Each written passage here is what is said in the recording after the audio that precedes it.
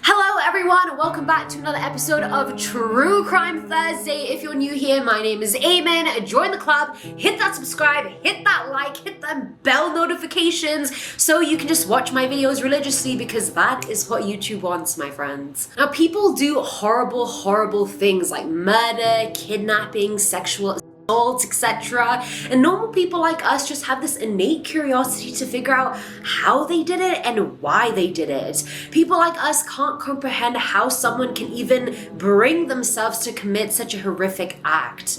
People kill for money, people kill for love, and people even kill for their next fix of drugs. And I believe this case I'm covering today was a crime of passion, and those are arguably the worst. This is the case of Patti Adkins, the victim. So Patricia Adkins was a 29-year-old single mom from Marysville, Ohio. Now she lived with her 7-year-old daughter, Mikali, and their cat, and was on pretty good terms with her ex-husband since she would see him every weekend to drop off their daughter. And despite being an attractive woman, blonde hair, hazel eyes, well-kempt, her dating life wasn't really a big factor in her life. Patti was a career woman. She had worked at the Honda of America plant for 10 years, working her way up to becoming a supervisor, and was even set up for an upcoming promotion. Now, according to her sister Marcia, who she was super close to, Patti had been having an on and off affair with one of her married colleagues for the past few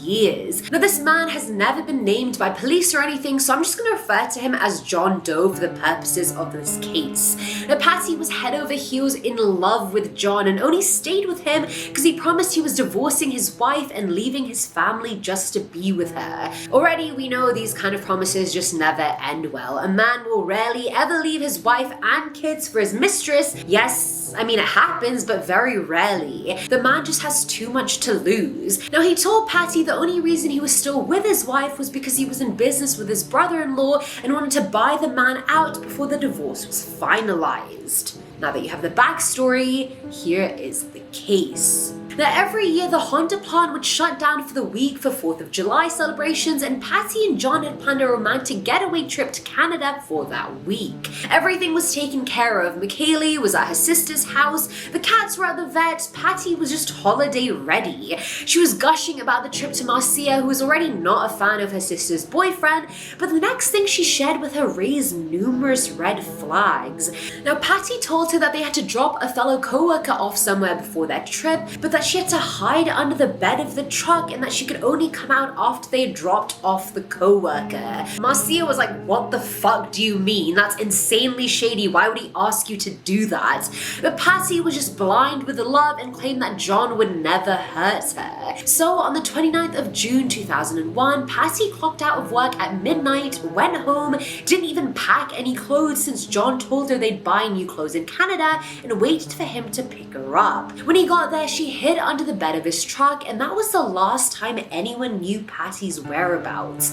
She was meant to pick up her daughter on the 8th of July, but she was a no-show. Marcia waited a while and then tried calling Patti's landline hourly, but no one answered. She then thought it would be a good idea to call John Doe's house, and his wife, who knew nothing about the affair, said he wasn't home yet. Eventually, John did pick up the phone and said he had no idea where Patti was and that he barely knew her, aka he was straight up lying through his fucking teeth. Marcia called his house again that night like 3 a.m. and told his wife all about the affair and the trip, and she even gave her intimate details about the marriage and their life that she couldn't have known unless what she was saying was true. His wife put him on the phone, and again he claimed he only worked with Patti and that they had no other relationship other than that. Infuriated and utterly confused, Marcia reported Patti as a missing person later that day. Now, investigators obviously started with interrogating John Doe, who said they never went on a trip and they were not dating, and he was so adamant on that fact he consented to a search of his home. There, the police found evidence of his and Patti's relationship in the form of a Hard Rock Cafe t-shirt that she had gifted him, as well as the phone she had gifted him and a full-out love letter. When the police finally searched his car, they found a new truck bed cover in it, and on it a trace of blood. The blood sample was unfortunately too small to test, but they also found one more telling thing in the car: cat hair. John Doe and his wife did not have any cats, but Patti did. And I feel like as a cat owner, you were just always covered in your cat's hair, whether they shed or not. It's just part of life. And that was the case. She was never heard from again, she was never seen again, her body was never found. And that was the end of the case. No suspect was ever apprehended, her body was never found, she was never traced, no one ever heard from her again, and that was that. So now that we know the case, let's move on to the theories of what could have happened. Theory number 1. Now the first theory is the most straightforward one, which is that he killed her after using her for all she was worth. Now Patti had lent John a considerable amount of money during their relationship. She gave him over $90,000. She completely depleted his savings, and she even borrowed money against a $401,000 retirement fund.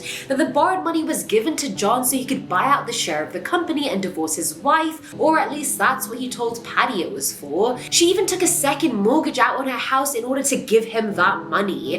The investigations were fully aware of this and went into his financial records, yet found no evidence of their transactions. John had also promised her that he would pay back all her money that July, aka the month after she went missing, which is highly convenient for him. When looking at Patti's financial records, the police found receipts of her lending large amounts of cash to John, and her banker even confirmed that. So clearly John had covered his own tracks on his own record by asking her for cash. So the first theory is that he just tried to get as much money out of her as possible, because I mean, in his head he was never gonna leave his wife. Patti was becoming a liability, so the only thing he could do was just get rid of her. We know now that he was never planning on paying that money back. He didn't even have the money to pay her back with, so he had to get rid of her before July. And I mean, the blood found in his truck, where she was hiding, it all points to that. Theory number 2. Now my second theory solely revolves around the coworker ride on the night in question.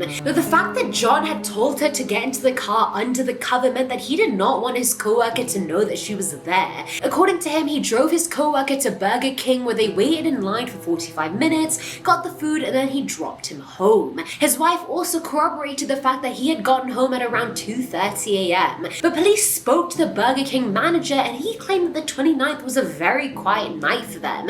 They only had about 8 to 9 transactions, so there was no way the pair had waited for 45 minutes. And that just makes me think the Burger King and coworker were just a way to establish his own alibi. I think he dropped his coworker off and then killed Patti in the car and got rid of her body the same night. That also explains the blood and cat hair found in the truck, and the fact that John never actually boarded the flight, because he killed Patti before they'd even left Ohio. Theory number 3. The third and final theory I could think of was again about the coworker. What if he wasn't a coworker at all? What if he was in on the plan? What if John promised him a certain amount of money to help him kill and dispose of Patti? It could very well have been a 2-person job, we don't know. If he clocked out at midnight, went home, and then went to pick Patti up, that would take us to a timeline of, let's say, 12:30, 12:45. They go and pick up the coworker, go and get food at Burger King, and it's now about 1:15. That leaves an hour or so that John and his coworker's whereabouts are unaccounted for. That's also not a lot of time to commit a murder and get rid of the body, so he must have had help. The money he gave his coworker could have easily been cash, so to not show up on his record. I mean, he has had a history of doing that before. But despite all these theories, the fact that the police never found a body meant there just wasn't enough evidence to charge John Doe with the murder of Patti Adkins